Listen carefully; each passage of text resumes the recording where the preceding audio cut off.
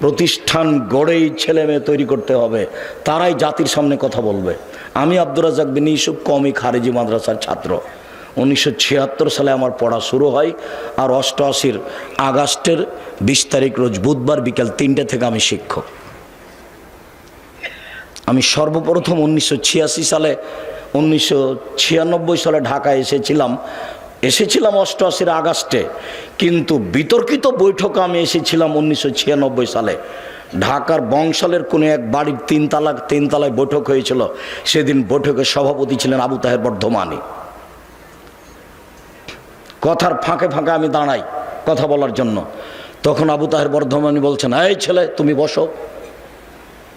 আমি বৈঠক শেষে বলেছিলাম, জনাব আপনার কথাই যদি চূড়ান্ত হয় তাহলে এই বৈঠক কোনোদিন কল্যাণ আনতে পারে না। এক পর্যায়ে উনি বলেছিলেন গোলালু খেতে হবে, তার প্রমাণ কোথায়? তখন আব্দুল সাত্তার ত্রিশালী বলেছিলেন ভাত খেতে হবে, তার দলিল কোথায়? কথা ঠিকই আছে। তখন আবু তাহের বর্ধমানী বলছেন, চুপ থাক বেয়াদব। এই ভাষাটা উল্লেখ করলেন। পরিবেশ 1 মিনিট থমথমে হয়ে গেল। আমি বললাম, আপনার কথা যদি শেষ কথা হয় তাহলে বৈঠক কল্যাণ আনতে পারে না। তখন আমাকে বলছেন, এই ছেলে তুমি কালকে আমার সাথে দেখা করবা বংশাল বড় মসজিদে। পরের দিন আমি গেলাম।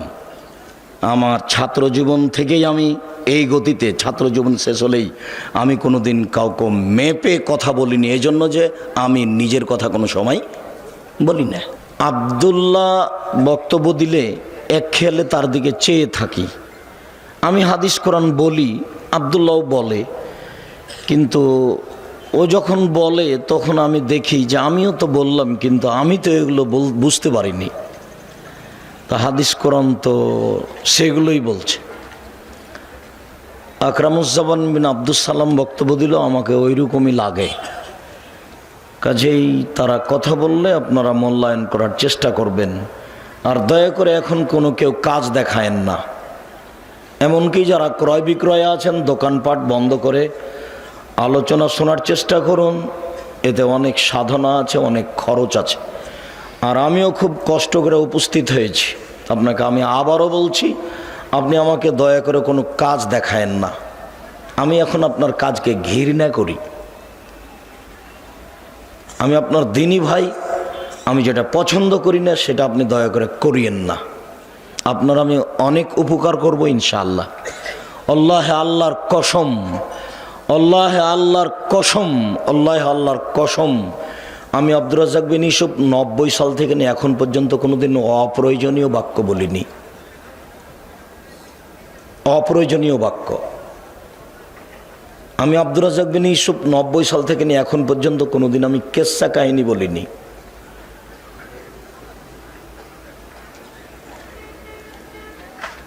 নব্বই সাল থেকে নিয়ে এখন পর্যন্ত আমি কোনোদিন কোনো ব্যক্তিকে নিয়ে কথা বলিনি। তবে আমি বলেছি 95% জন বক্তা মিথ্যুক, আমি বলিনি ইনি মিথ্যুক। আমি বলেছি 98% জন মুফাসসির মিথ্যুক, এ কথা আমি বলেছি। তবে আমি বলিনি ইনি মিথ্যুক, এ কথা আমি বলিনি। আপনার যদি সাহস থাকে আপনার বক্তার ব্যাপারে বা আপনার মুফাসসিরের ব্যাপারে, তাহলে আপনি আমার সামনে পেশ করতে পারেন। তখন আমি দেখাবো যে আপনার মুফাসসিরের এগুলো মিথ্যে, আপনার বক্তার এগুলো মিথ্যে। আমি প্রায় 90 সাল থেকে বলে আসছি যে কোরআন মাজিদের গায়ে যদি মানুষ মিথ্যা কথা লিখতে পারে তাহলে আরও মিথ্যা কথা আছে। দেখেন 1 পৃষ্ঠা লেখা আছে দোয়া শরীফ খতমে দোয়া, কোরআন মাজিদ খতমের দোয়া। কতদিন দেখালাম আপনাকে 1 পৃষ্ঠায়। বলেছি আল্লাহর কসম কিয়ামত পর্যন্ত কোনো মায়ের বেটা বলতে পারবে না যে দোয়াগুলি আল্লাহর নবীর বানানো। আল্লাহর নবী বলেছে 1 পৃষ্ঠা। আমার হায়াত পর্যন্ত সময় থাকলো কেউ যদি কোনোদিন বলতে পারে যে এগুলো আল্লাহর নবীর, তাহলে আমি সেদিন থেকে আর বক্তব্য দেব না।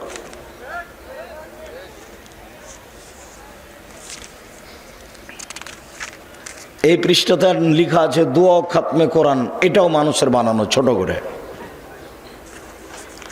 কোরআন মাজিদের গায়ে যদি এরকম মিথ্যা কথা লেখা থাকে তাহলে আরও ধর্মে মিথ্যা কথা আছে।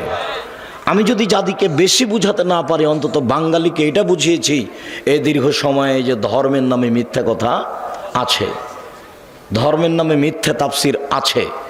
শুধু বলিনি, আপনি পড়েন না পড়েন, আমি একটা বইও লিখেছি তাফসির কি মিথ্যা হতে পারে, এটা সূচনা। আমার বিদ্যা বুদ্ধি কম, আমি ও দিয়ে জাতিকে দেখিয়েছি যে মিথ্যে তাফসির আছে। ওই বইয়ে যা তাফসির আছে সবই মিথ্যা। আর আমি আপনার কাছে একটা বই পেশ করেছি যার নাম বক্তা ও শ্রোতার পরিচয়। কে বক্তা কে শ্রোতা এটা একটু বুঝতে হবে। দিনরাত আপনি বক্তব্য শুনলেন আর সেটাকে বক্তৃতা মনে করলেন তা নয়, যে না ভুল হিসাব। কতদিন আপনাকে অনেক কথার মধ্যে এই পরিচিত বইটার নাম আমি বলি কেন, সে বইটাকে সবাই চিনে জানে। মুকশিদুল মুমিনিন বই একটা হেডলাইন আছে, অবিবাহিত ছেলের মেয়ের পড়া নিষেধ। মানে হেডলাইনই মিথ্যে, যে দেখে সেই পড়ে, যে দেখে সেই পড়ে। কিরে এখানে আছে কি অবিবাহিত ছেলে মেয়ের পড়া নিষেধ কেন? তো ওখানে এখন লেখক লিখছেন যে ভরা পেটে স্ত্রী মিলন হলে ছেলে ভ্যাংচা হয়, সফরের পূর্বে স্ত্রী মিলন হলে ছেলে টেরা হয়, সূর্যগ্রহণের সময় স্ত্রী মিলন হলে ছেলে কানা হয়। আল্লাহর কসম সব কথাগুলি মিথ্যে। শুধু মিথ্যা নয়, সরাসরি কোরআন মাজিদের বিরোধী, সরাসরি একবারে সরাসরি বিপরীত কোরআনের। আল্লাহ তাআলা কোরআন মাজিদে বলছেন নিসাউকুম হারসুল লাকুম ফাতু হারসাকুম আন্না শাইতুম। পৃথিবীর মানুষ তোমাদের স্ত্রী, তোমাদের জমি। পৃথিবীর মানুষ তোমাদের স্ত্রী, তোমাদের ক্ষেত। তোমরা তোমাদের জমিতে আসো, তোমাদের খেতে আসো, তোমাদের স্ত্রীর নিকটে আসো তোমাদের ইচ্ছা মতো। সকালেই কি, বিকালেই কি, দুপুরেই কি, চন্দ্রগ্রহণ লাগলেই কি আর না লাগলেই কি। এ কথা আল্লাহ বলছেন আর লেখক এটা বলছেন। তার মানে কলম মিথ্যা আছে, বক্তৃতাও মিথ্যা আছে। কত শত কথা মিথ্যা ধর্মের নামে। কই কতদিন বলেছি, কতদিন বলছি যে সাদ্দাদের কাহিনী কোথায় আছে এটাই মানুষ জানে না। ঘটনা সত্য মিথ্যা পরে, কাহিনীটা আছে কোথায়। বুড়ি যে রাস্তা দিয়ে, নবী যে রাস্তা দিয়ে হাঁটতেন, বুড়ি সে পায়ে সে রাস্তায় কাঁটা পুঁতে রাখতো, একবারে নগদ মিথ্যা।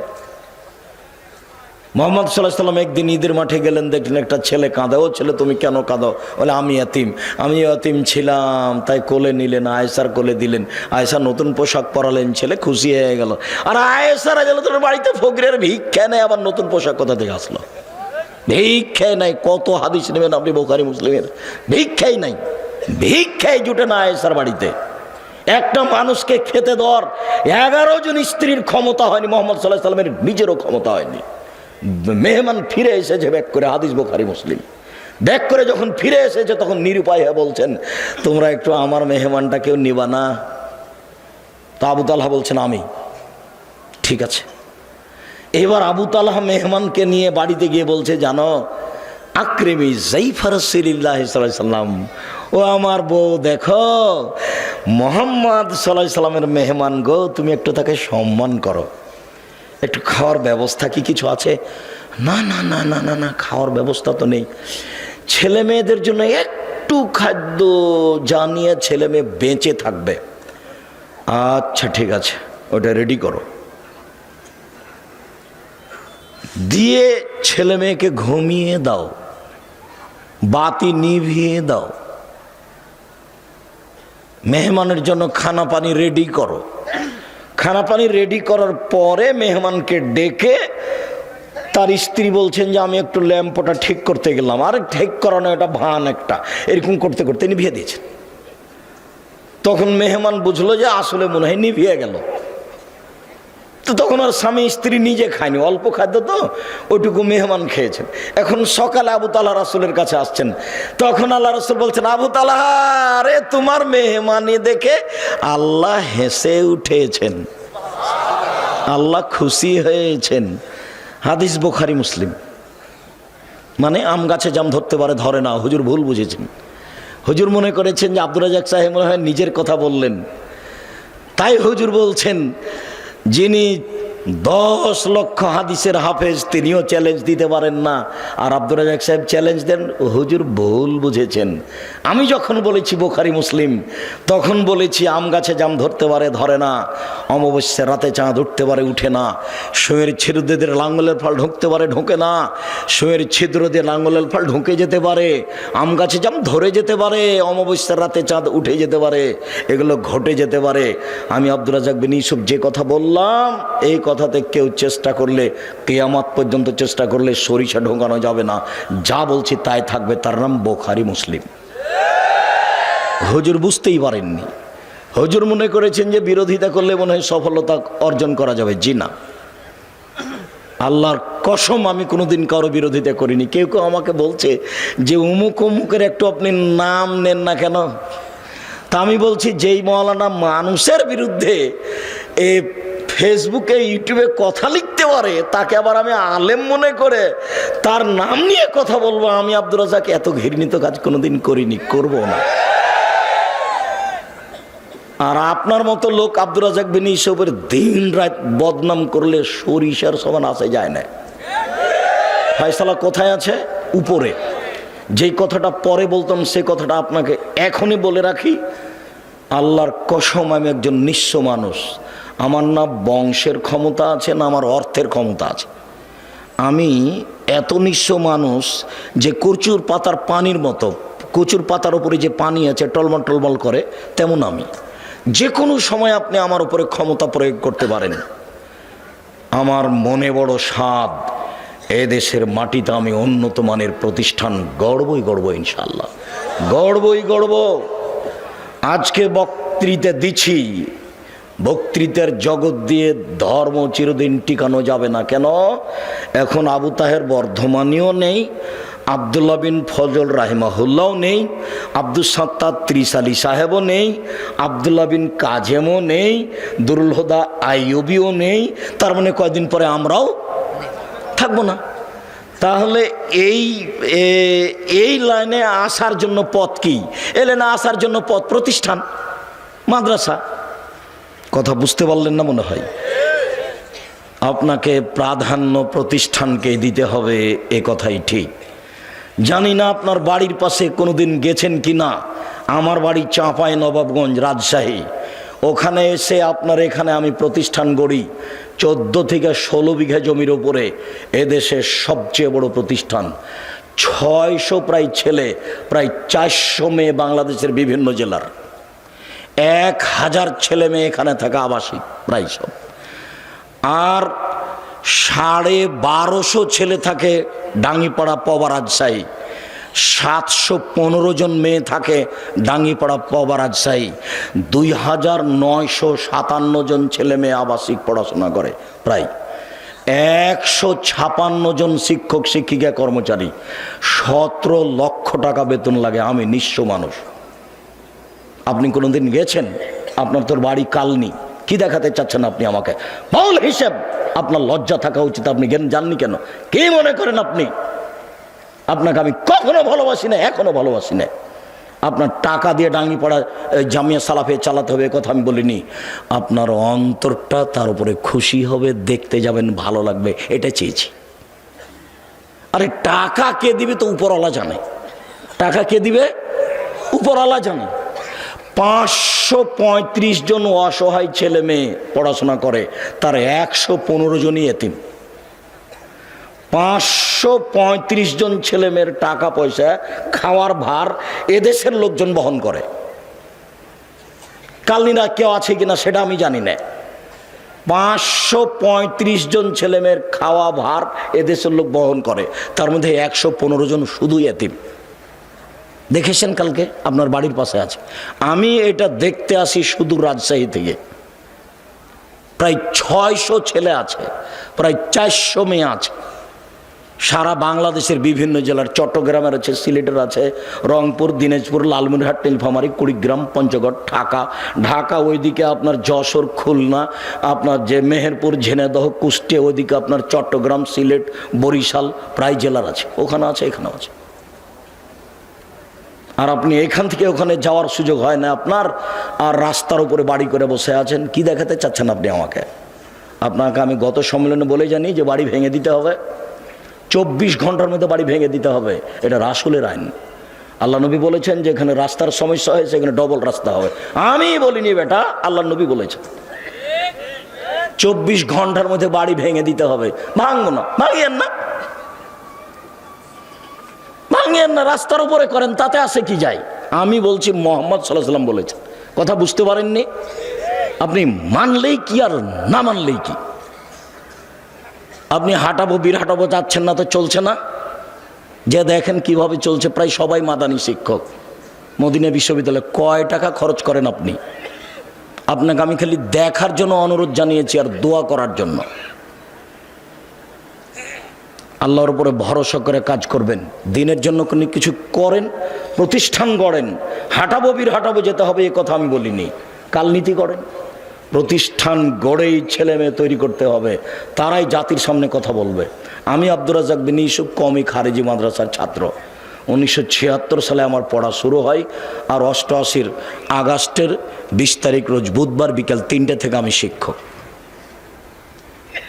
আমি সর্বপ্রথম 1996 সালে ঢাকায় এসেছিলাম 88 আগস্টে, কিন্তু বিতর্কিত বৈঠকে আমি এসেছিলাম 1996 সালে। ঢাকার বংশালের কোনো এক বাড়ির তিনতলায় বৈঠক হয়েছিল। সেদিন বৈঠকের সভাপতি ছিলেন আবু তাহের বর্ধমানী। কথার ফাঁকে ফাঁকে আমি দাঁড়াই কথা বলার জন্য। তখন আবু তাহের বর্ধমানী বলছেন, এই ছেলে তুমি বসো। আমি বৈঠক শেষে বলেছিলাম, জনাব আপনার কথাই যদি চূড়ান্ত হয় তাহলে এই বৈঠক কোনোদিন কল্যাণ আনতে পারে না। এক পর্যায়ে উনি বলেছিলেন গোলালু খেতে হবে, তার প্রমাণ কোথায়? তখন আব্দুল সাত্তার ত্রিশালী বলেছিলেন ভাত খেতে হবে, তার দলিল কোথায়? কথা ঠিকই আছে। তখন আবু তাহের বর্ধমানী বলছেন, চুপ থাক বেয়াদব। এই ভাষাটা উল্লেখ করলেন। পরিবেশ 1 মিনিট থমথমে হয়ে গেল। আমি বললাম, আপনার কথা যদি শেষ কথা হয় তাহলে বৈঠক কল্যাণ আনতে পারে না। তখন আমাকে বলছেন, এই ছেলে তুমি কালকে আমার সাথে দেখা করবা বংশাল বড় মসজিদে। পরের দিন আমি গেলাম। আমার ছাত্র জীবন থেকেই আমি এই গতিতে, ছাত্র জীবন শেষ হলেই আমি কোনো দিন কাউকে মেপে কথা বলিনি, এই জন্য যে আমি নিজের কথা কোনো সময় বলি না। আপনার 24 ঘন্টা রাস্তা ভেঙে দিতে হবে, এটা আমার নিজের কথা নয়। মুহাম্মদ সাল্লাল্লাহু আলাইহি ওয়াসাল্লাম বলেছেন যেখানে রাস্তা নিয়ে গন্ডগোল হবে, যাতায়াতের সমস্যা হবে, সেটা কি করতে হবে? ডবল করতে হবে। মুহাম্মদ সাল্লাল্লাহু আলাইহি ওয়াসাল্লাম বলেছেন, এই লোকটা জান্নাতে চলে গেছে, জান্নাতে চলে গেছে। কেন? রাস্তা একটা গাছ পড়েছিল, কেটে সরিয়ে দিয়েছে এই জন্য। হাদিস বুখারী মুসলিম। মুহাম্মদ সাল্লাল্লাহু আলাইহি ওয়াসাল্লাম বলেছেন, আফজালুল ঈমান লা ইলাহা ইল্লাল্লাহ, সবচেয়ে দামি বড় ঈমান হলো লা ইলাহা ইল্লাল্লাহ, সবচেয়ে ছোট ঈমান হলো ইমাতাতুল আযানিত তারিক, রাস্তা থেকে কষ্টদায়ক জিনিস সরিয়ে দেওয়া, রাস্তার সুবিধা করে দেওয়া। ওইও জান্নাতে যাবে, এও জান্নাতে যাবে, সবচেয়ে ছোটটা। হাদিস বুখারী মুসলিমের কথা মুহাম্মদ সাল্লাল্লাহু আলাইহি ওয়াসাল্লাম বলেন। আমি অনুবাদক, কারো ক্ষমতা থাকলে অনুবাদে ভুল ধরার চেষ্টা করতে পারে। অন্য কোনো দিকে যাওয়ার কোনো সুযোগ নাই, কোনো পথ নাই, মন খারাপ করার কোনো পথ নাই। আপনাকে আমি হিসাবই করি না, কেননা আমি তো আমার কথা বলিনি, মুহাম্মদ সাল্লাল্লাহু আলাইহি ওয়াসাল্লামের কথা বলেছেন, তাই বলছি। আপনাকে দাঁড়াতে হলে মুহাম্মদ সাল্লাল্লাহু আলাইহি ওয়াসাল্লামের মুখামুখি দাঁড়াতে হবে। আমি বলেছি যখন 24 ঘন্টার মধ্যে সব ছবি মূর্তি ভেঙে দিতে হবে, তখন আমি বলেছি আমি 2 নম্বর আসামি। 1 নম্বর আসামি কে? মুহাম্মদ সাল্লাল্লাহু আলাইহি ওয়াসাল্লাম। তার যদি ফাঁসি হয় তাহলে আমার আজীবন জেল হবে। আমি মুসলিম চিররণবীর, মরণকে করি না ভয়। মরলে শহীদ, বাঁচলে গাজী, আমার উভয় সমান। মরাও যতটুকু, বেঁচে থাকা ততটুকু। মরলে জান্নাতি, বাঁচলেও জানে। আমি কোনোদিন হিসাব করিনি। আমি 1 নম্বর আসামি নই, আমি 2 নম্বর আসামি। 1 নম্বর আসামি কে? মুহাম্মদ সাল্লাল্লাহু আলাইহি সাল্লাম। জেল, ফাঁসি দিয়ে দেন তার। মরা মানুষের ফাঁসি ঘোষণা হয়, হাইকোর্টে ফাঁসি ঘোষণা দিয়ে দিতে হবে। মুহাম্মদ সাল্লাল্লাহু আলাইহি সাল্লামের ফাঁসি ঘোষণা দিলাম, আমি জজ। তিনি একবারে জোরালোভাবে আদেশ করছেন, জোরালোভাবে আদেশ, আলী ছাড়বে না কোনো ছবি মূর্তি, সবকে ভেঙে খান খান চূর্ণ করে দাও। আলী তুমি ছাড়বে না কোনো উঁচু খবর, সবকে ভেঙে সমান করে দাও। এই যে এইখানে সব কবর উঁচু হচ্ছে, এখানে কবর, আবার মুক্তিযোদ্ধা কবর। বেটা কি দেখাচ্ছেন আপনি কবর পাকা করে? অসম্ভব। মুহাম্মদ সাল্লাল্লাহু আলাইহি সাল্লাম বলেছেন আদেশ। কে এমন মায়ের বেটা আছে যে মায়ের বেটা দলিল নিয়ে আমার মুখের উপরে কথা বলতে পারে, ক্ষমতা দিয়ে কথা বলে একেবারেই সহজ। আমি আব্দুর রাজ্জাক নিঃস্ব মানুষ, আমার বংশীয় ক্ষমতা নাই, আমি কোনো দল সংগঠন করি না, আমার দলেরও ক্ষমতা নাই, আমার বংশেরও ক্ষমতা নাই, আমার টাকারও ক্ষমতা নাই। যে কোনো সময় আপনি প্রতিশোধ নিতে পারেন, প্রতিশোধ নিতে সমস্যা হবে না। তবে আমি আব্দুর রাজ্জাক বিন ইউসুফ বলছি, মোহাম্মদ সাল্লাল্লাহু আলাইহি ওয়াসাল্লাম বলেছেন উঁচু কবর ভেঙে দিতে হবে। এবার বলছি, দেখি কোন মায়ের বেটা এই কথা 19-20 করতে পারে। এমন কোন মায়ের বেটা পৃথিবীতে জন্ম নিয়েছে, তার সাথে আমি মুখামুখি হতে প্রস্তুত রয়েছি। উঁচু কবর কেন? কি দেখাতে চাচ্ছেন আপনি? কি বলতে চাচ্ছেন আপনি? সম্মানিত দিনী ভাই বোন, আপনার কথার কারণে আমি কথাগুলি বলে ফেললাম, যদিচ আমি জোরে কথা বলতে চাচ্ছি না। আপনাকে আমি অনেক ভালোবাসি।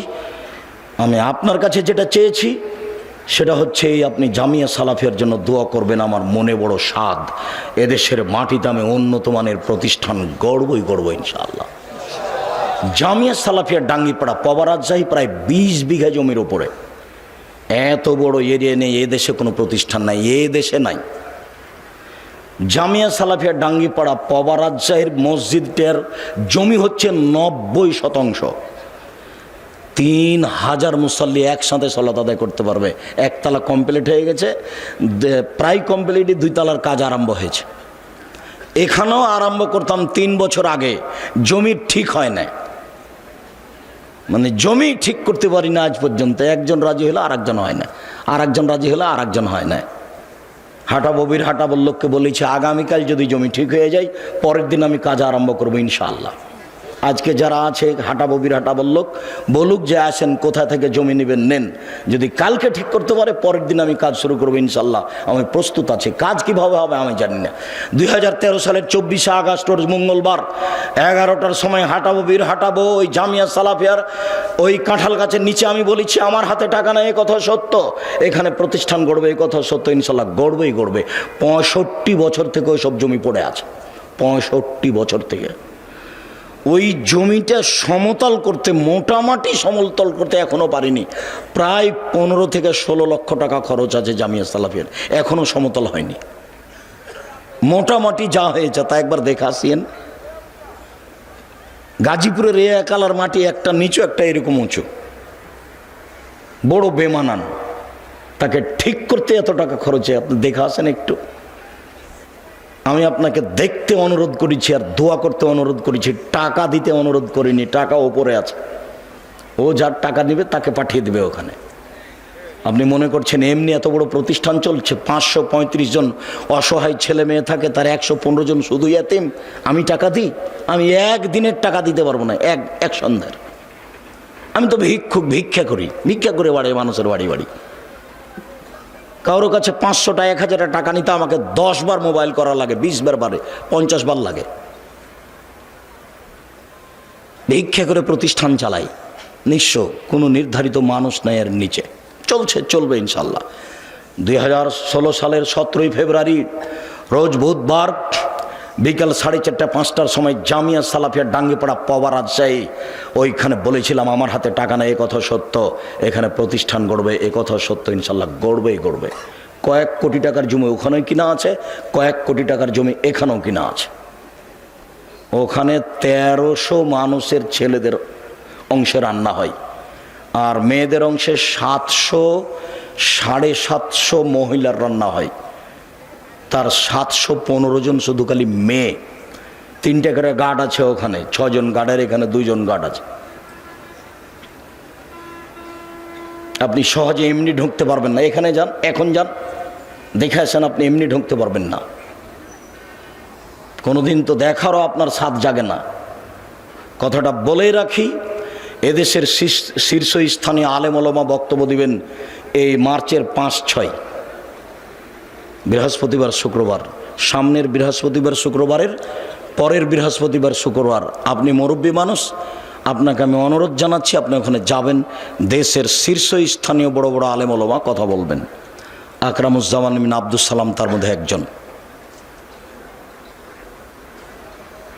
আমি এখানে যেটা বারবার বলতে চাচ্ছি সেটা আমি আপনার দোয়ার ভিখারি। খালি আপনি বলবেন আল্লাহ আব্দুর রাজ্জাক সাহেব যে কাজ করছে এটা তুমি কবুল করো। আমি সেদিনও বলেছিলাম খালি উপরের কবুলিয়ত, উপরে কবুল হয়ে গেলে এগুলো সহজ। আর আমি আমার ব্যাপারে যেটা বলি যে আমি আপনাদের টাকা পয়সা ক্ষতি করি না, আমি নিজে খাই না। এখানে কালকে যাবেন, এখানে একটা ভাউচার ফাইল আছে, যখন আমি খেয়েছি তখনকার টাকা দেওয়া আছে। দেখবেন এই ছেলে দেখি হিসাব রক্ষক, দেখি তোমার ভাউচার ফাইলটা দেখি আব্দুর রাজ্জাক সাহেবের ফাইল আছে কিনা। এখানে বোর্ডিং সুপার আছে, হিসাব রক্ষক আছে, ওখানে 2-3 হিসাব রক্ষক আছে, বোর্ডিং সুপার আছে।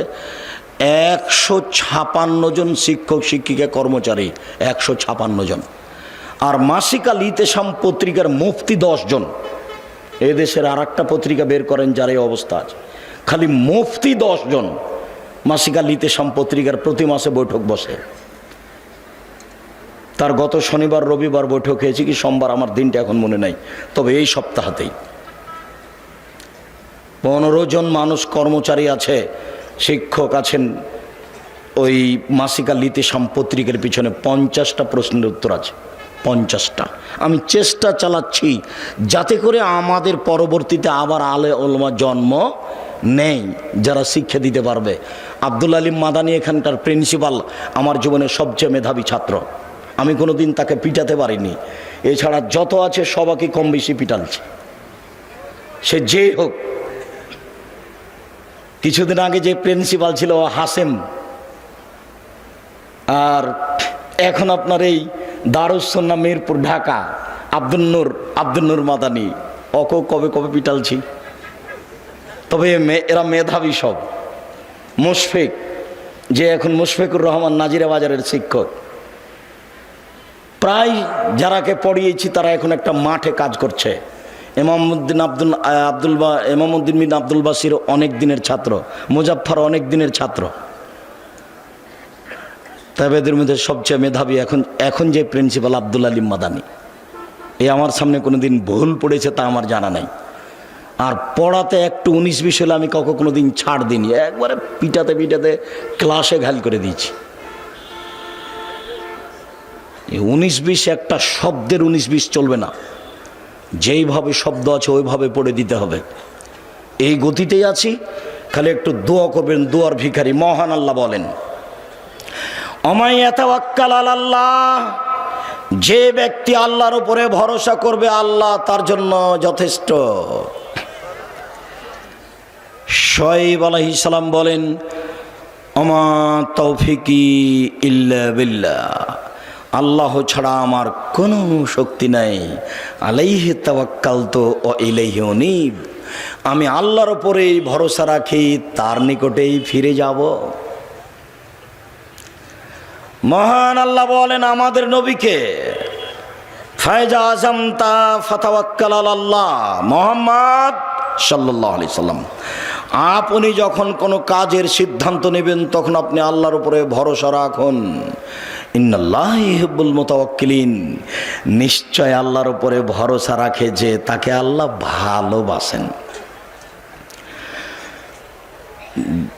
বড় বড় পরহেজগার মানুষের আল্লাহ ভরসা, 2-1 জন নবী রাসূলের আল্লাহ ভরসা। আজকে আপনার জন্য আল্লাহ ভরসা। এই ছেলে, ওখানে দাঁড়িয়ে আছো কেন? তুমি কি দেখাশোনা করছো? যারা এখানে পাশ দিয়ে হাঁটছে তারা হাঁটছে কেন? তোমরা একটু দেখতে পাও না? আর যেখানে মহিলা আছে সেখানে কথা বলে কেন? তুমি একটু খেয়াল করতে পারো না? যাও দেখো। আর আপনি আমার দিনী বোন, দয়া করে কথা বলিয়েন না। আপনার এটা স্বামীর বাড়ি নয়, এটা আপনার বাপের বাড়িও না। আপনার একটা লজ্জা থাকা দরকার। আব্দুর রাজ্জাক বিন ইউসুফ কথা বলছেন, আপনি কথা বলেন কোন লজ্জায়? কেউ যদি আপনার মাথার উপর দিয়ে গায়ের উপর দিয়ে চলে যায় তবু আপনি মুখ খুলবেন না, চুপ থেকে যান একবারে। পাথরের মতো থাকেন আর কান আমার দিকে লাগিয়ে থাকে। কিছু উপকার করবই ইনশাআল্লাহ। আজকে বাড়ি থেকে বের হয়েছেন কিভাবে? বাড়ি থেকে বের হবেন কিভাবে? রাসূল সাল্লাল্লাহু আলাইহি ওয়াসাল্লাম বলছেন, বিসমিল্লাহি তাওয়াক্কালতু আলাল্লাহ লা হাওলা ওয়ালা কুওয়াতা ইল্লা বিল্লাহ। এ দেখেন, বিসমিল্লাহি তাওয়াক্কালতু আলাল্লাহ, আমি আল্লাহর নামে বাড়ি থেকে বের হচ্ছি, তারই উপরে ভরসা করি। আমার চলা থেমে যাওয়া আল্লাহর শক্তিতেই হয়। চলতে পারি ওরই শক্তিতেই, থেমে যাই তারই শক্তিতেই। বিসমিল্লাহি তাওয়াক্কালতু আলাল্লাহ লা হাওলা ওয়ালা কুওয়াতা ইল্লা বিল্লাহ। মনে থাকবে না? আজ থেকে বাড়ি থেকে বের হলে এটা ব্যবহার করবেন, বক্তব্যের সঙ্গে মুনাফিকি করবেন না। এই ছেলে, আরেকজনের গায়ে হাত দিয়ে আছো কেন? রেডি হও, ঘুম আসে, একটু প্রস্তুতি নাও। আমার অল্প সময় কথা, আমি নিজেই ক্লান্ত, উপস্থিত হতে চায়নি। আসলে উসমান ভাই, মোশাররফ এরা খুব জোর করে উপস্থিত করেছে। তাদেরও ভালো হোক, তারা একটা ভালো কাজের জন্য চাপ দিয়ে নিয়ে এসেছে। দয়া করে আপনি অপ্রস্তুত অবস্থায় থাকবেন না। আর যখনই কোনো কাজ করতে চাইবেন, ছেলে বলল আব্বু একটা কলম আনিয়েন, তখন আপনি কি বলবেন? ইনশাআল্লাহ। আনবো এ কথা বলে থেমে যাবেন না। আনবো এই কথা বলে যদি থেমে যান, তাহলে কলম কিনে আনার দায়িত্ব আপনি নিলেন। আর যদি আপনি বলেন ইনশাআল্লাহ, তাহলে কলম কিনে আনার দায়িত্ব কার উপরে চাপিয়ে দিলেন? আল্লাহর উপরে। হোক আর না হোক, লাভও নাই লসও নাই, হলে ভালো না হলে ভালো। আমি তো কাজ কার উপরে চাপিয়ে দিয়েছি? উপরে উপরে আমি বলেছি ইনশাআল্লাহ। আর যদি আপনি বলেন ঠিক আছে আনবো, তাহলে কাজ উপর নিজের উপরে নিয়ে নিলেন, নাও হতে পারে। সুলাইমান আলাইহিস সালামকে আল্লাহ ঠেকিয়ে দিয়েছেন। সুলাইমান আলাইহিস সালাম বলেন আমরা 100 জন বউ, সবার কাছে যাব, সব ছেলে জন্ম নেবে, সবাই হবে যোদ্ধা, যুদ্ধ করে দেশ দখল করব। তুমি ইনশাআল্লাহ বলেননি। একটাও স্ত্রী সন্তান দিল না, একজন দিলে তো অর্ধাঙ্গ অচল। তখন আল্লাহ বলছেন সুলাইমান ক্ষমতা দিয়ে কাজ হবে না, ইনশাআল্লাহ বলতে হতো। কাজ আমার উপরে চাপায়, কাজ আমার উপরে চাপায়। আপনাকে বলছি, এখন আপনাকে বলছি, উপস্থিত বৈঠকের মুসলিম বোন, এই মেয়ে কথা বলছো কেন? চুপ থাকো। উপস্থিত বৈঠকের মুসলিম বোন, আপনাকে বলছি, এদিকে খেয়াল করেন, আপনাকেই বলছি। কোনো কাজ করতে গেলে স্বামী একটা কাজ আপনাকে করতে বললো যে এই কাজটা করো, আমি আসছি, তা আপনি কি বলবেন? ইনশাআল্লাহ। বুঝতে পারলেন না মনে হয়? আপনি মহিলা মানুষ, এখনো গল্প করছেন নাকি? কি বলবেন? ইনশাআল্লাহ। স্বামী বলছেন তুমি এই কাজটা করো, আমি যাচ্ছি, তখন আপনি কি বলবেন? ইনশাআল্লাহ। তাহলে কাজটা আর একজনের উপরে চাপিয়ে দেওয়া হলো। দেখেন নবীগণের আল্লাহ ভরসা। ইব্রাহিম জি মূর্তি কে ভেঙেছে? আরে আমাকে বলছেন কেন? ওই যে বড়জন কুড়াল ঘাড়ে করে আছে, তাকেই বলেন। ও কি কথা বলতে পারে? তুমি তো আমাদের ব্যঙ্গ করছো দেখছি। এই যুবকেরা কে আছো? গর্ত খনন করো, খড়ি জমা করো, আগুন লাগিয়ে দাও, একে ফেলে দাও। ইব্রাহিম আলাইহিস সালাম নিঃস্ব মানুষ, দলও নেই, সংগঠনও নেই, বংশও নেই, কিছুই নেই, একেবারে কোনো কিছু করার ক্ষমতা নেই, একেবারে কিছুই নেই, সাথেও কেউ নাই। এই যুবকরা গর্ত খনন করো, খড়ি জমা করো, আগুন লাগিয়ে দেখে ফেলে দাও। ধরে ফেলে দিল, কোনো ক্ষমতা নাই তার, নিঃস্ব মানুষ। যখন ফেলে দেওয়া হলো তখন বলছেন হাসবুনাল্লাহু ওয়া নি'মাল ওয়াকিল, আল্লাহ আমার জন্য যথেষ্ট, তিনি সুন্দর কাজ করেন। কালা ইব্রাহিম হিনা উলকিয়া ফিন্নার, এই বাক্যটা ইব্রাহিম আলাইহিস সালাম বলেছিলেন যখন তাকে আগুনে নিক্ষেপ করা হয়েছিল। হাদিস বুখারী মুসলিম। হাসবুনাল্লাহু ওয়া নি'মাল ওয়াকিল, বিপদে পড়ে গেছেন, শত্রু মুখামুখি, কি বলবেন? হাসবুনাল্লাহু নি'মাল ওয়াকিল। বক্তব্য শেষ হয়ে গেছে, আমার সামনে আসছে বৃষ্টির মতো ঢেল পাথর। ওই সময়তে আমাকে কোনো পাথর লাগেনি, ঢেল লাগেনি, তবে আমি স্টেজ থেকে নেমে দৌড় দিলাম, এক বাড়িতে গিয়ে উঠলাম, তখন পায়ের স্যান্ডেল ছিল না, ও স্যান্ডেল পরার মতো পরিবেশ ছিল না। তখন আমি বলছিলাম হাসবুনাল্লাহু নি'মাল ওয়াকিল। কতদিন যে এরকম ঘটনা ঘটেছে, এখনো ওরকম নেই, এখন মানুষ কিছুটা সহ্য করছে। আর তখন যেন আমার কথাগুলো সমাজে একেবারে নতুন ছিল। এখন যারা বা মাঝহাবি মানুষ, তারা একটু বুঝতে শিখেছে যে হাদিস জাল জয়ীফ আছে। আমারই এক ক্লাস ফ্রেন্ড কামেল পাস, একদিন বলছে ছি ছি ছি ছি ছি, আব্দুর রাজাক বলছে যে হাদিস জাল। এ হাদিস কে বর্ণনা করেছে? উমার। হ্যাঁ, আপনারা বলেন তো উমার কি মিথ্যে কথা বলতে পারে? তখন জনগণ বলছে না, এই দেখেন আব্দুর রাজাক এই হাদিসকে মিথ্যে বলছে, যে হাদিস উমার বর্ণনা করেন। জনগণ তো আর বুঝে না, জনগণ তো আর বুঝে না যে হাদিস কিভাবে নকল হয়েছে। ওই মাইকটার ওখানে আল্লাহর নবী, আপনাকে দেখাচ্ছি, ওই মাইকটার ওখানে আল্লাহর নবী। এবার আল্লাহর নবী থেকে কথা শুনছেন আমার ওই ভাইয়ের ওখানে আবু হুরায়রা রাদিয়াল্লাহু তাআলা আনহু, উনি সাহাবীর স্থানে, তারপরে সাহাবীর পরে তাবেঈর স্থানে, তারপরে তাবেঈর পরে ইনি একজন, তারপরে আমার স্থানে ইমাম বুখারী। এখন ইমাম বুখারী বলছেন আমি হাদিস শুনেছি আমার শিক্ষক মাখুল হতে। তিনি বলছেন আমি হাদিস বর্ণনা করছি আমার শিক্ষক নাফে হতে। নাফে বলছেন আমি হাদিস নকল করছি আমার শিক্ষক আবু হুরায়রা হতে। আবু হুরায়রা বলছেন আমাকে আল্লাহর নবী বলেছেন। এইভাবে হাদিসের সূত্র আছে। তো ইনি বাড়িতে বসে বসে আরবি বানালছেন, দিয়ে এইভাবে রেডি করেছেন। কথা বুঝেননি? তার নাম জাল হাদিস, তার নাম জাল হাদিস। দেখবেন আপনি মুখামুখি দেখবেন, মুখামুখি দেখেন, একবারে মুখামুখি। বেশ কিছু হাদিস আছে দাড়ি চাঁচা যাবে না, ছোট করা যাবে না, দাড়ি বড় করো। নবীগণের বৈশিষ্ট্য 10টি, পৃথিবীর সকল নবীর বৈশিষ্ট্য 10টি। 1, দাড়ি ছেড়ে দাও, ইচ্ছে মতো বড় হবে। 2, মোচ কেটে ফেলো, ব্লেড ব্যবহার করা হবে না, মোচ কাটতে হবে, মোচ থাকবে দেখে পুরুষ মনে হবে। দাড়ি আর মোচ চেঁচে ফেল দিল ওকে বেটি ছেলে মনে হবে, মহিলা মানুষ, তখন তার উপরে অভিশাপ হবে। দাড়িও নাই মোচও নাই, তখন ও নারী, তারপরে অভিশাপ, তারপরে অভিশাপ, তারপরে অভিশাপ। মোচ থাকবে, দাড়ি থাকবে, পুরুষ মনে হবে, আর পুরুষত্বা শক্তি কমবে না। তখন নারী বুঝতে পারবে। ওই বোকা মহিলা তো বুঝেনি, তাই দাড়িকে খারাপ মনে করছে। ও যদি বুঝতে পারতো যে দাড়ি থাকলে পুরুষত্বা শক্তি বাড়ে, তাহলে তো বলতো না তুমি আরো দাড়ি রাখো, তুমি আরো দাড়ি রাখো, তুমি আরো দাড়ি রাখো। ও তো ওর বুঝেনি ধর্মের ব্যাপার। 2, বগলের লোম উঠিয়ে ফেলো, নারী পুরুষ একই হুকুম, ব্লেড চলবে না, নবীগণের বৈশিষ্ট্য। 3, 4, নখ কেটে ফেলো, নবীগণের বৈশিষ্ট্য। যত পুরুষ নারী আছেন বিছানে ঘুমাবেন না, আগে নখ কাটবেন, তারপরে। এই ছেলে দোকানে চা করছো, তোমার নখ বড় কেন? তুমি আর শরম পাও না? তুমি মুসলমানের বাচ্চা, নখ বড় কেন? তুমি আজকে নখ কেটে ঘুমাবা। উপস্থিত বৈঠকের মুসলিম বোন আপনাকে বলছে এই মেয়ে নখ বড় কেন তোমার? তোমার বাপ দেখে না, তোমার মা দেখে না?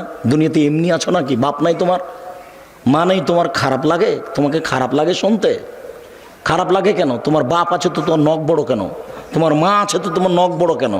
কিসের তোমার বাপ মা? তোমার বাপ উপার্জন করবে গার্মেন্টসে, সেই জন্য তোমার বাপ।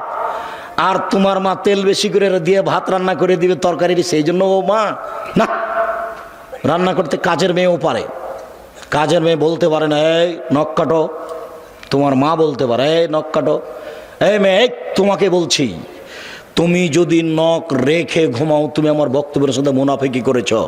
এই মেয়ে তুমি যদি আজ রাতে নখ রেখে ঘুমাও তুমি আমার বক্তব্যের সাথে মুনাফিকি করেছ।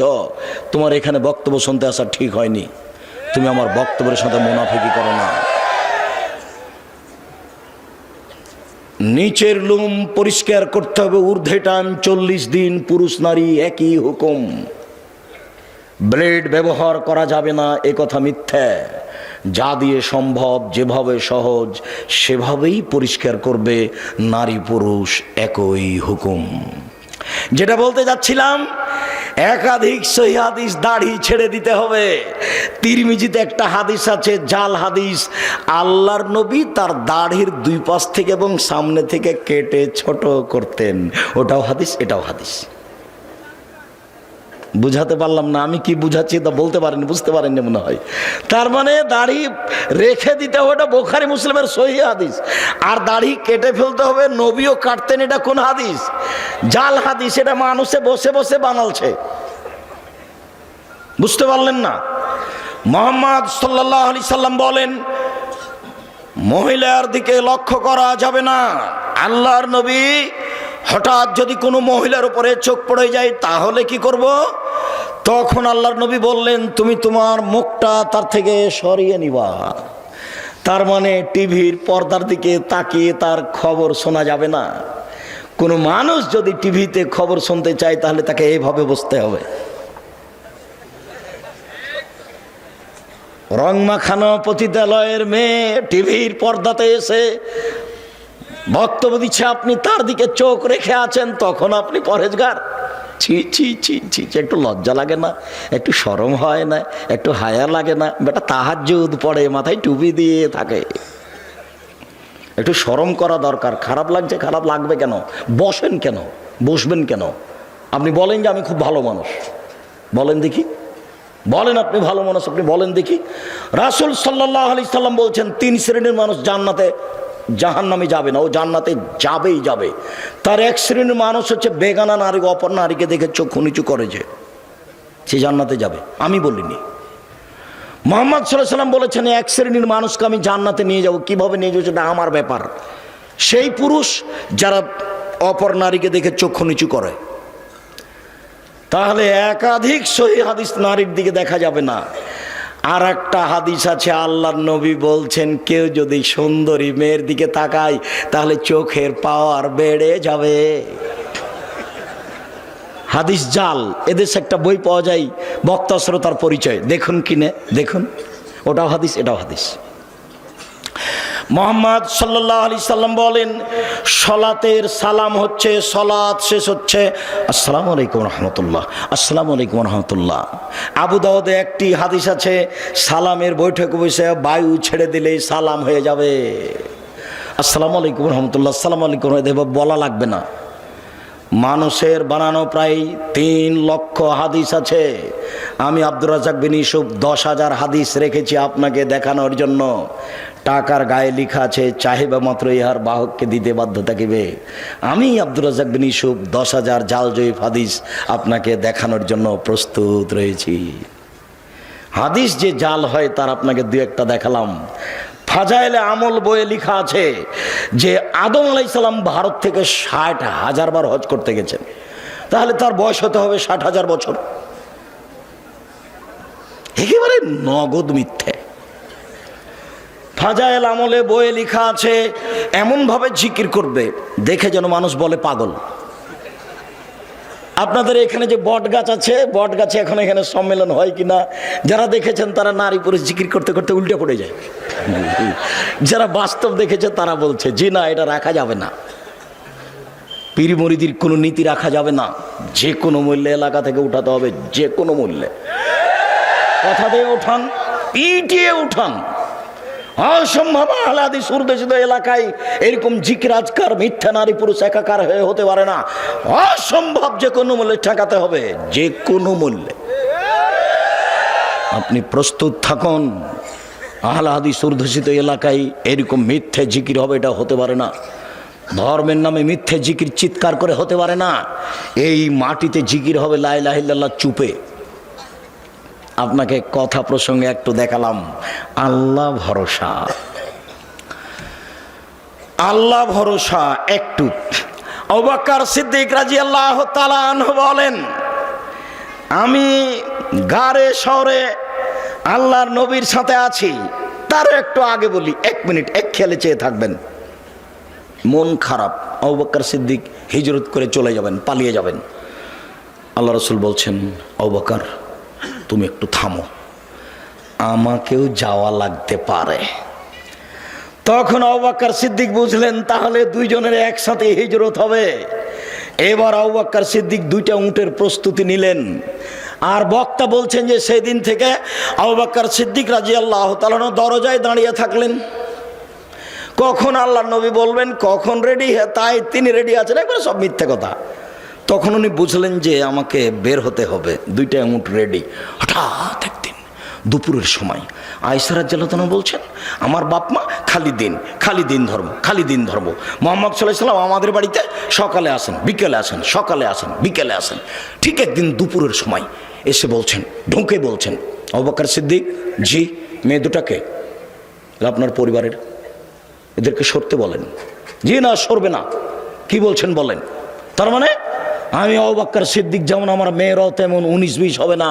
আমি বুঝতে পারছি আপনার কথা গোপন, কিন্তু আমাকে বলা যেমন, আমার মেয়েদের সামনে বলা তেমন, কোনো সমস্যা নেই। ওটা আয়েশা, এটা আসমা। বুঝতে পারেননি মনে হয়। বাপ যেমন বেটা তেমন, বাপ যেমন বেটি তেমন। অর্ডার হয়ে গেছে, চলে যেতে হবে। ঠিক আছে, বের হয়ে গেলেন। গাড়ে শহরে পাহাড়ের মধ্যে আশ্রয় নিলেন, গর্তে।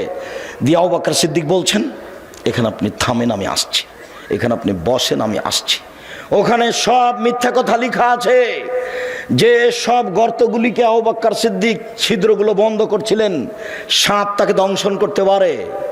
তাই মিথ্যা বক্তব্য লেখা আছে, মিথ্যা বইয়ে লেখা আছে যে 100 বছর, 300 বছর, 50 বছর থেকে একটা সাপ গর্তে ঢুকেছিল। একদিন মুহাম্মদ সাল্লাল্লাহু আলাইহি সাল্লাম এখানে আসবেন, তাকে দেখবো, এই জন্য এবার সব গর্তগুলো বন্ধ করলেন আবু বকর সিদ্দিক। মাত্র একটা গর্ত খালি, আর কাপড় নেই। তখন গর্তের মুখের উপরে পা দিলেন। এবার সাপ দেখছে গর্তের মুখ বন্ধ, তাহলে আমি কিভাবে মুহাম্মদকে দেখব? তো দংশন করলেন। বিষে কালো হয়ে গেল, চোখের পানি ঝরে মুহাম্মদ সাল্লাল্লাহু আলাইহি ওয়াসাল্লাম ঝরলো। মুহাম্মদ সাল্লাল্লাহু আলাইহি ওয়াসাল্লামের ঘুম ভেঙে গেল। তিনি বলছেন, তোমার এরকম কোনো অবস্থা? বলে, আমাকে সাপে দংশন করেছে। দেখি কোথায়? এই যে এখানে। একটু থুতু দিয়ে ঠিক মিথ্যে কথা, এবারে নগদ মিথ্যে। ওই গর্তের মুখের উপরে ঘুঘুর ডিম দেওয়া আছে। ঘুঘু মানে মাকড়সার জালে ঘুঘু ডিম দিয়েছে, একবারে নগদ মিথ্যে কথা, মিথ্যার নগদ প্রমাণ। আবু বকর সিদ্দিক রাদিয়াল্লাহু তাআলা আনহু বলছেন, কুলতু লিন-নবী সাল্লাল্লাহু আলাইহি সাল্লাম, আমি আল্লাহর নবীকে বলছেন, আমি আল্লাহর নবীকে বললাম, আল্লাহর নবী, লাউ নাজারা আহদুহুম তাহতা কাদামাইয়ে, ওরা যদি কেউ পায়ের দিকে দেখে, ওই যে ওরা যদি কেউ পায়ের দিকে দেখে, লাভ সরানা, তারা আমাদেরকে দেখে নিবে। তখন আল্লাহ রাসূল বলছেন, মা জান্নাকে আবু বকর, আবু বকর আপনি কি মনে করেন? আপনি কে মনে করেন আমরা 2 জন? আল্লাহ সালেহুমা, আমাদের 3য় জন আল্লাহ। অসম্ভব, ওরা আমাদেরকে দেখতে পারে না। লা তাহজানিল্লাহ মা, আপনি চিন্তা করবেন না, আল্লাহ আমাদের সাথে আছেন। আপনি কি মনে করেন আমরা 2 জন? 3য় জন আল্লাহ। আল্লাহ ভরসা, দেখেন, আল্লাহ ভরসা। ফেরাউন পিছে পিছে ছুটে যাচ্ছে, মূসা আলাইহিস সালাম আগে আগে পালিয়ে যাচ্ছেন।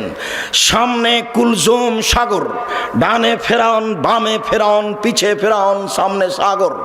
সঙ্গী সাথী বলছেন, ইন্নাল্লাহ মুদ্রাকুন, আমরা বন্দি, আমরা আটকা পড়েছি, আমরা বন্দি, আমরা আটকা পড়েছি। তখন মূসা আলাইহিস সালাম বলছেন, কাল্লা, কখনো নহে, অসম্ভব, এটা হতে পারে না। বলেন কি? কাল্লা, কখনো নহে, অসম্ভব, এটা হতে পারে না।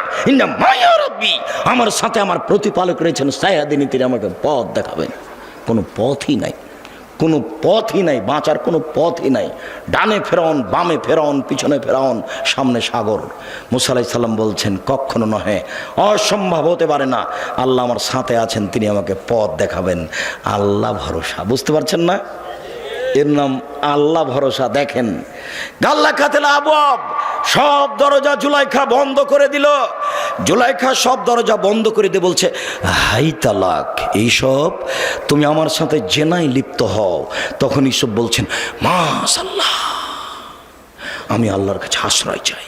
বলো কি তুমি, বলো কি তুমি, ইন্নাহু রাব্বি আহসানা মাসায়া, আরে তোমার স্বামী আমার মালিক, তিনি আমাকে ভালো থাকতে দিয়েছেন, ভালো খেতে দিয়েছেন, আমি অন্যায় করতে পারি না, তোমার সাথে আমি অন্যায় করতে পারি না। এই বলে ইউসুফ আলাইহিস সালাম দৌড় দিয়ে পালাতে চাইলেন। পিছন দিক থেকে জুলাইখা জামা টেনে ধরলো।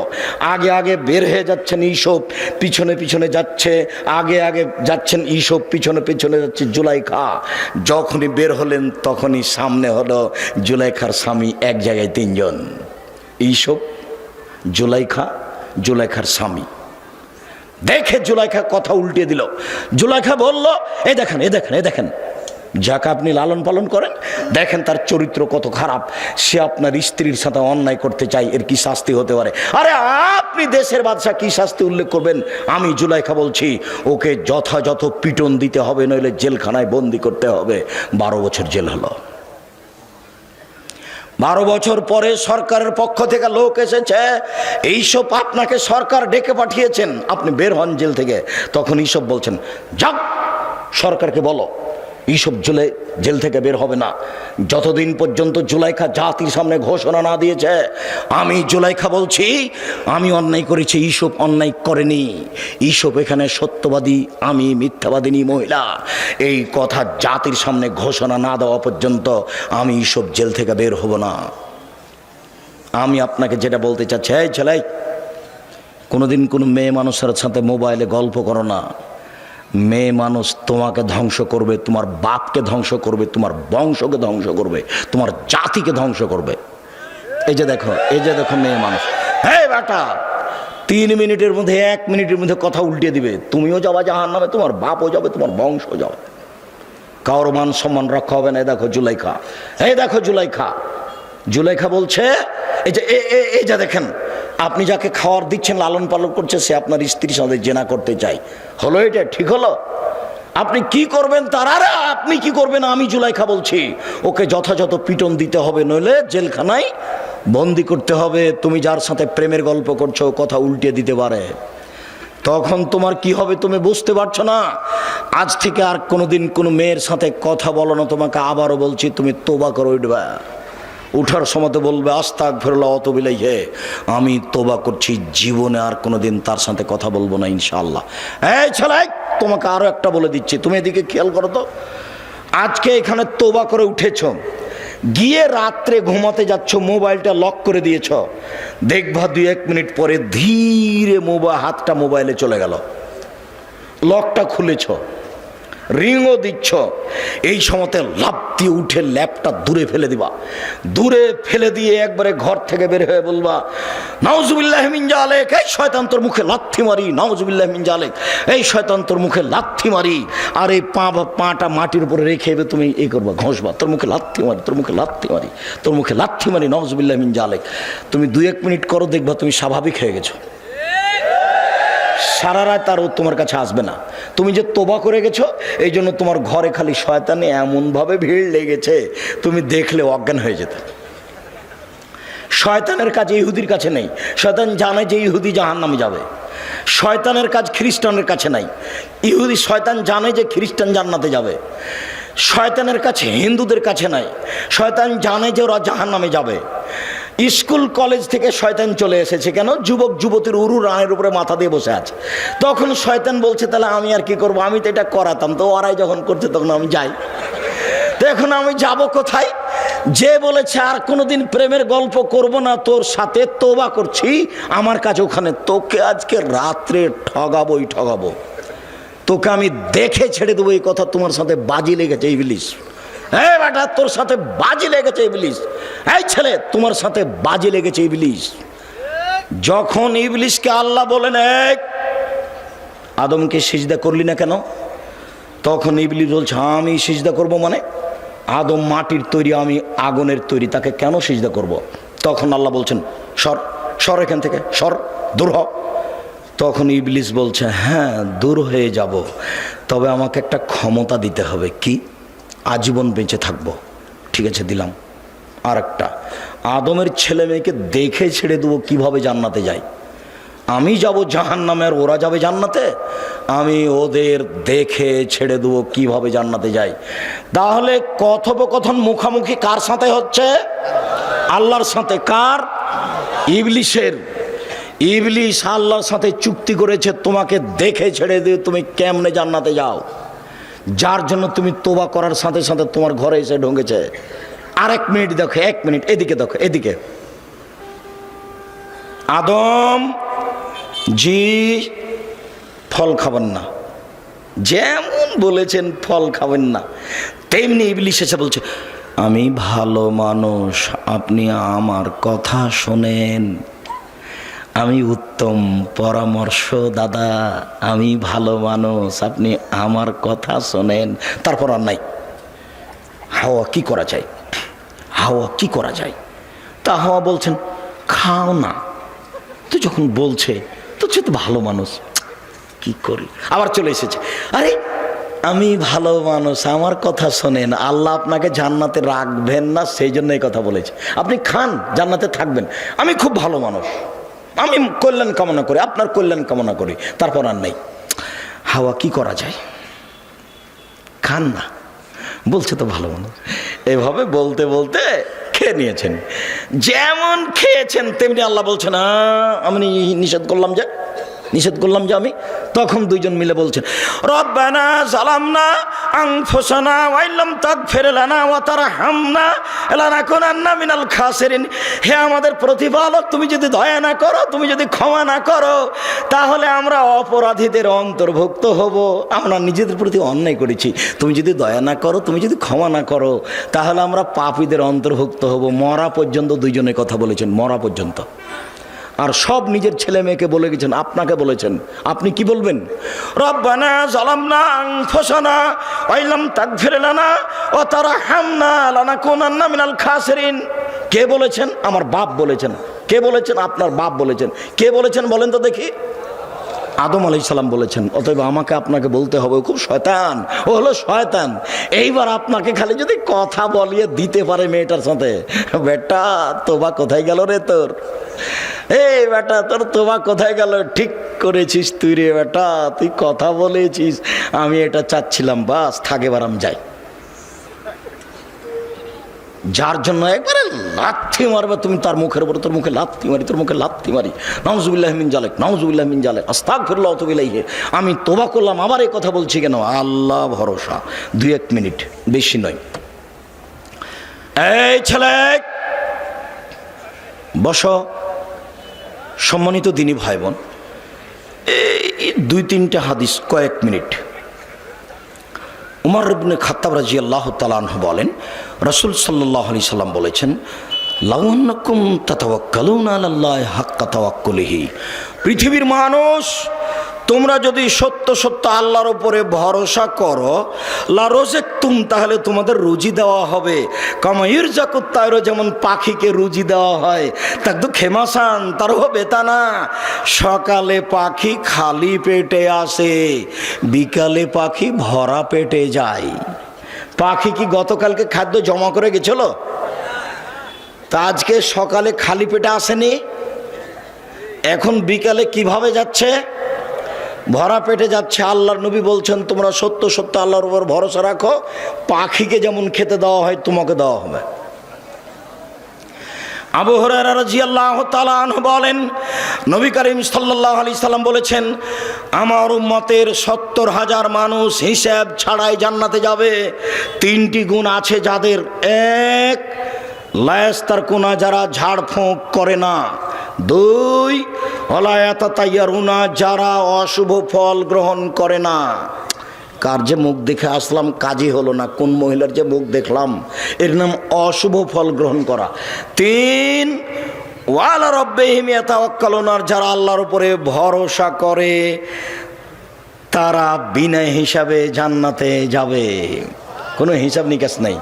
আর একটা কথা, আমাদের নবী মুহাম্মদ সাল্লাল্লাহু আলাইহি সাল্লাম বলেন, ওয়াদানি রব্বি, আমার প্রতিপালক আমার সাথে ওয়াদা করেছেন, আমার প্রতিপালকের সাথে আমার চুক্তি হয়েছে, আমার প্রতিপালকের সাথে আমার চুক্তি হয়েছে, আমার প্রতিপালকের সাথে আমার চুক্তি হয়েছে। আমার উম্মতের 70,000 মানুষকে তিনি জান্নাতে দিবেন, হিসাব হবে না। তারপরে বলছেন, মাহকুল্লাল মিন সাবুন আলফ, 70,000-এর প্রত্যেক হাজারের সাথে আরও 70,000, 70,000-এর প্রত্যেক হাজারের সাথে আরও 70,000। এরপরে বলছেন, আমার সাথে চুক্তি হয়েছে, সালাসা হাসায়াতিন মিন হাসায়াতি রব্বি, আমার প্রতিপালক জাহান্নাম থেকে 3 অঞ্জলি মানুষ বের করে জান্নাতে দিবেন। আমার প্রতিপালক 3 অঞ্জলি মানুষ জাহান্নাম থেকে বের করে জান্নাতে দিবেন। আমার প্রতিপালক 3 অঞ্জলি মানুষ জাহান্নাম থেকে বের করে রাহিমাহুল্লাহ বলেছিলেন মাওলানা আব্দুল্লাহিল কাফি আল কুরাইশিকে, জনাব মাওলানা আব্দুল্লাহিল কাফি আল কুরাইশি শোনেন, আল্লাহর হাত কি ছোট? আল্লাহর হাত তো জাহান্নামের চেয়ে অনেক অনেক বড়। যখন আল্লাহ অঞ্জলিতে করে জাহান্নাম থেকে মানুষ বের করবেন, তখন তো সবই মানুষ চলে আসতে পারে, ফেরাউনও তো আসতে পারে। মাওলানা আব্দুল্লাহিল কাফি আল কুরাইশি রাহিমাহুল্লাহ বলেছিলেন, জনাব আপনি ঠিক বলেছেন, আল্লাহর হাত জাহান্নামের চেয়ে অনেক বড়, এই কথাই ঠিক। মাওলানা সাহেব, ডক্টর সাহেব, আপনি ঠিক বলেছেন, আল্লাহর হাত জাহান্নামের চেয়ে বড়, এই কথাই ঠিক। তবে আপনি মনে রাখবেন জনাব, অন্তরে ঈমান থাকবে না যার, অঞ্জলিতে আসার সুযোগ হবে না তার। অন্তরে ঈমান থাকবে না যার, অঞ্জলিতে আসার সুযোগ হবে না তার। মূর্তি পূজা করে যারা, কবর পূজা করে যারা, তাদের অন্তরে ঈমান নেই। রবি ঠাকুর যতবার বলছে ওমা তোমার আকাশ তোমার বাতাস, ততবার ঠাকুর কালিমাকে বলছে ও কালিমা তোমার আকাশ তোমার বাতাস। এই ছেলে, বিবেচনা করে বেঁচে থাকার চেষ্টা করো। আমি আব্দুর রাজ্জাক বিন ইউসুফ, তোমাদের দিনী ভাই। আমি মানুষ হিসাবে ভুলের ঊর্ধ্বে নই, তবে প্রাণপণে চেষ্টা করি সঠিক বলার। দেশবাসীর কাছে, এলাকাবাসীর কাছে, কালনিবাসীর কাছে আন্তরিকভাবে দুয়ার দরখাস্ত রেখে জামিয়া সালাফিয়া হাঁটাবো, হাঁটাবো জামিয়া সালাফিয়া ডাঙ্গিপাড়া পবা রাজশাহীর জন্য আন্তরিকভাবে দোয়া করার জন্য অনুরোধ রেখে, সামনে বৃহস্পতিবার আর শুক্রবার মার্চের 5-6 সকলে উপস্থিত হবেন, এই জোরালো দাবি ও দাওয়া রেখে, আল্লাহর উপরে ভরসা করে, কান্নাকাটি করে আল্লাহর কাছে ক্ষমা নেওয়ার জন্য অনুরোধ জানিয়ে, যারা ব্যবস্থাপনা করেছেন তাদের জন্য আন্তরিকভাবে দোয়া কামনা করে। ও মাসুম আছে, ও লেখানি বই আছে, আব্দুল্লাহর বই, এগুলো মিন্নাতুল বারী, এদেশে বুখারীর ব্যাখ্যা ব্যতিক্রম। একটু আব্দুর রহমান আব্দুর রহিমের জন্য দোয়া করবেন, আর ওই মিন্নাতুল বারীকেও রেখে যাবেন না। আর ওই মাসিক আল ইতেসাম পত্রিকা আছে, যাতে 50টা প্রশ্নের উত্তর আছে। আর উপদেশ বইটা দেখছি, ওই বইয়ে আছে আল্লাহ ভরসা। আমার জীবনের সব কথা লেখা আছে উপদেশ বইয়ে, আল্লাহ ভরসা। সকল দিনই ভাই বোনকে বইগুলি সংগ্রহ করার জন্য অনুরোধ জানাচ্ছি। স্টেজ থেকে বিশেষভাবে